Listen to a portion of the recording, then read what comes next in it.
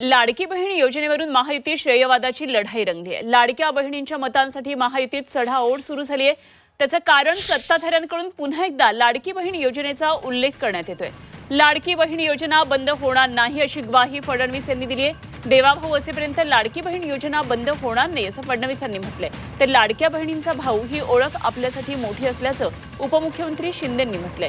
कोणीही माय का लाल आला तरी ही योजना बंद होणार नाही असं शिंदेंनी सांगितलं। परसों ही हमको चुनकर आकर 1 साल पूरा हुआ, लेकिन हमने योजना बंद नहीं की।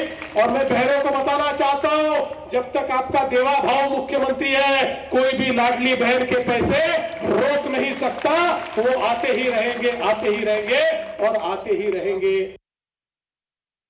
मी आपल्याला एवढं सांगतो की मी मुख्यमंत्री होतो, उपमुख्यमंत्री आहे, अनेक मंत्रीपद माझ्याकडे आहेत, पण मला या महाराष्ट्रातल्या करोडो लाडक्या बहिणींचा लाडका भाऊ ही ओळख सगळ्यात मोठी आहे। मी मुख्यमंत्री असताना मुख्यमंत्री माझी लाडकी बहीण योजना सुरू केली आणि ती योजना कोणाचाही मायका लाल आला तरी बंद होऊ देणार नाही।